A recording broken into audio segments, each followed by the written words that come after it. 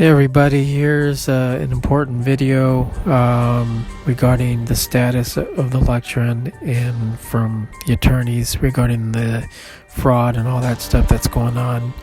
I think it's important to listen to it and share and what we're supposed to do regarding this, because this has to do with our freedom and for America and what it stands for our children's, and for future elections.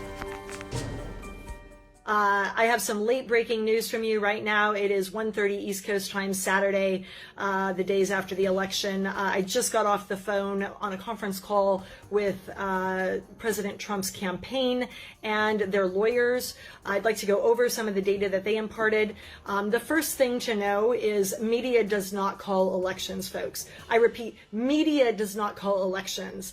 Elections are done in a standard way that is set forth in our democratic process.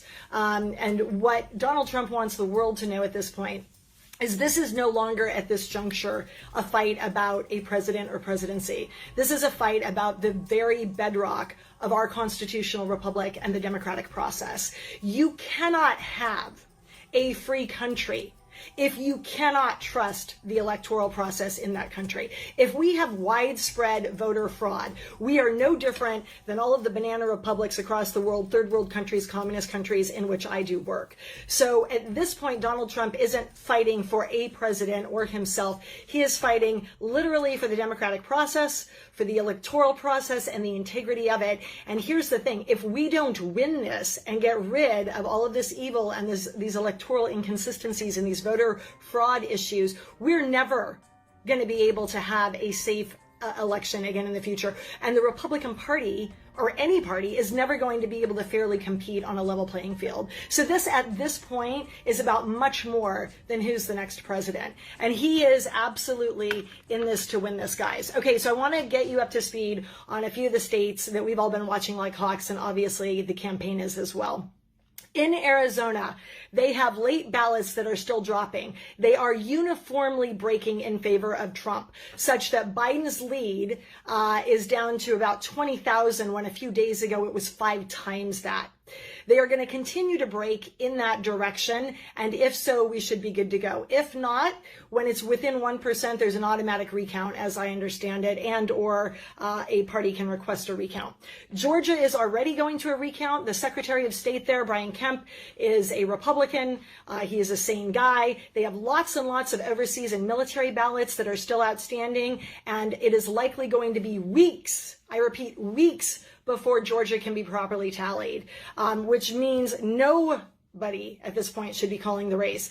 Also, they have evidence of illegal ballot harvesting in multiple counties in Georgia, and they believe the recount, they know the recount is going to shine a light on this, bring all of the fraud to the surface, to the surface, where the ballots that were not properly cast can be invalidated. And again, once they handle this, then we know how it's going to shake out, and it's going to shake out in Trump's favor. In Nevada, they have 58,000, if I did not misunderstand them, mail-in ballots that still haven't been counted, and 68,000 provisional ballots. There are literally thousands and thousands and thousands of voters who never should have voted in Nevada. Lawsuits have been filed. Clark County DA's office has been notified, as has William Barr and the Department of Justice. All of those investigations are being commenced. And again, once these inconsistencies, anomalies, and straight up election issues that never should have occurred have been handled, we have a close race there, but it's a doable thing. The other thing to know about Nevada is 90 days out, guys. Apparently their legislature or governor, I'm not sure which, rammed through changes that allowed for massive mail-in voter, and their voting lists weren't up to speed. They weren't properly pruned out and weeded through. It resulted in hundreds and hundreds and thousands of ballots going out multiple times, 2, 3, 4 times over to people at different addresses, and we all know where that ends up. Again, these are things that need to be cleaned up in future years. Pennsylvania, they have 80,000 mail-in votes and 105,000 provisional ballots still outstanding. Biden thinks these are going to break in his favor. The Trump campaign has reason to believe otherwise, particularly with the provisional ballots.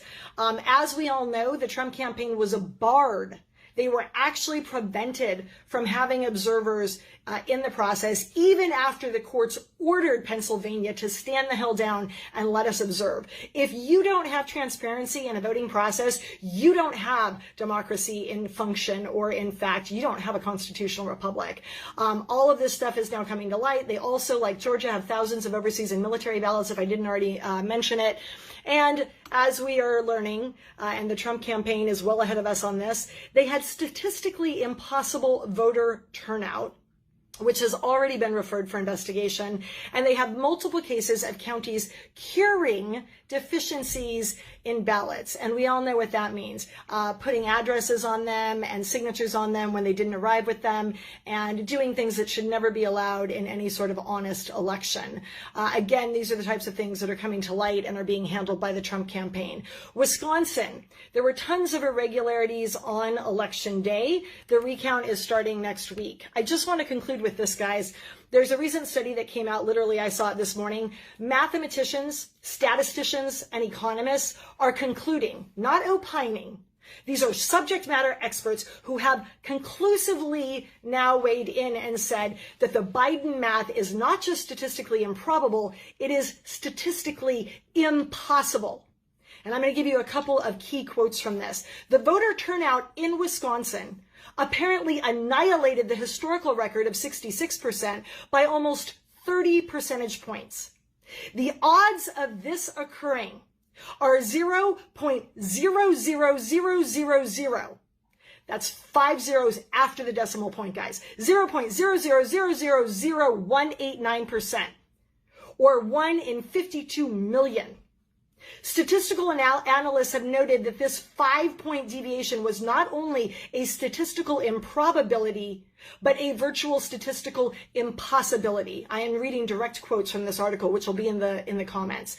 Biden also pretty clearly fails an accepted test for catching election fraud that is used by the State Department and forensic accountants. For what it's worth, I'm continuing to quote, there also happens to be a record number of 90-year-olds registered to vote in 1 year during a pandemic, more so than at any point in Pennsylvania history. Nothing suspicious there, right, guys? Final quote, and here is a list of over 14,000 dead people. I repeat, here's a list of over 14,000 dead people who either voted in Wayne County, Detroit, or were registered to vote. Again, guys, we don't have a democracy. We don't have a constitutional republic. We don't have jack squat if we don't have transparency and honesty in voter turnout, in elections, and in our presidential run. What we are fighting for right now isn't who the next damn president is. It is the very bedrock of our country. And if we lose this fight, we lose all.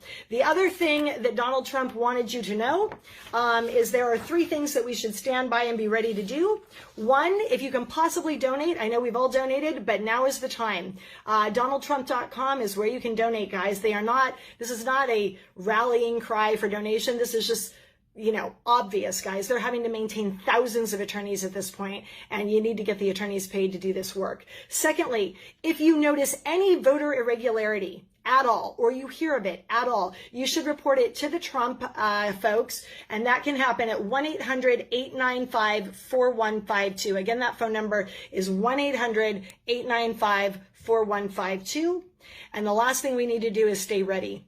We need to go to rallies. We need to go to protests. This is as much a spiritual and PR battle and a narrative battle at this point as it is anything else. We need to not just let President Trump know, who is fighting for us, that we're fighting for him. We need to let the world know where we stand on this. So go to your rallies, go to your protests, wave your flag, and make damn sure that you turn any sort of monkey business, funny business, or shenanigans over to the proper authorities. And you should also notify Project Veritas. If you don't know how to reach them, private message me. Take